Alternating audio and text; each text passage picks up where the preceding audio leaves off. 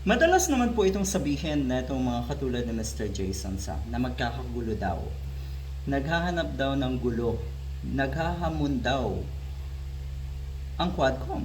Dahil nga sa recommendation na kasuhan na ang maraming personalidad na dikit kay Duterte at syempre si Duterte mismo.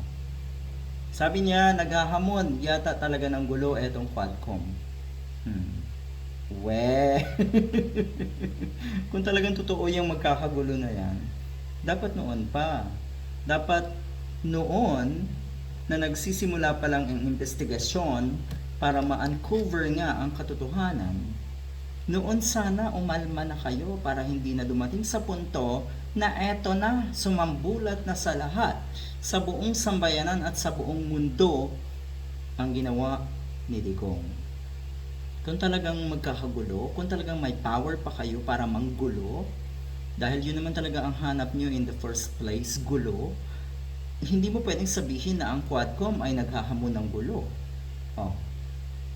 Hindi ba ito ay isang katotohanan na sumampal sa inyong lahat na mga diehard.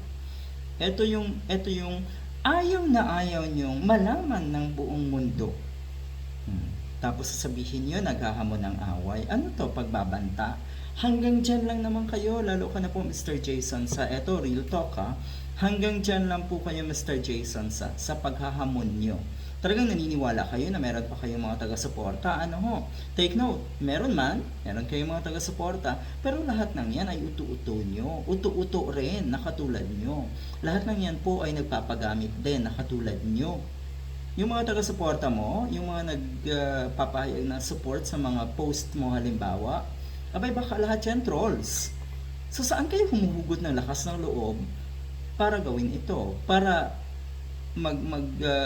pahayag ng ganito? Na kuno na naghahamon ng gulo ang Quadcom sa ginagawa nilang investigasyon, sa kanilang findings, sa nangyaring investigasyon at sa pag-recommend nga ng sangkaterbang kaso sa mga idolo niyo. Real talk yan, Mr. Jason Sa. Tigilan nyo na po. Wala kayong kadala-dala. Wala kayong kadala-dala.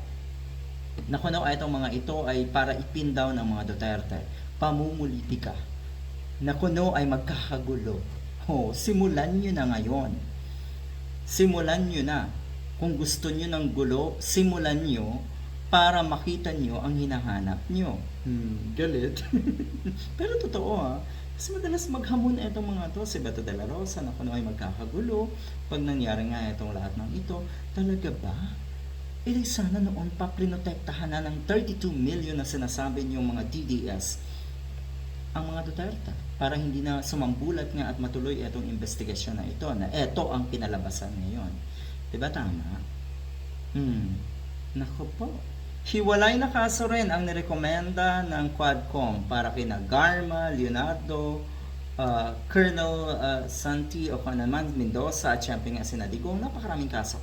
Napakaraming kaso ang nirekomenda at natural lamang na pagganyan na ang masusing investigasyon ang pinagdaanan bago dumating sa recommendation na ito, abay siguro naman hindi inutil ang DOJ para ito ay sa walang bahala na lang.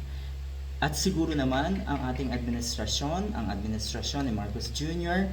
ay pursigido na mapanagot sa ating mga kababayan, sa ating bansa, ang mga may sala. Good luck!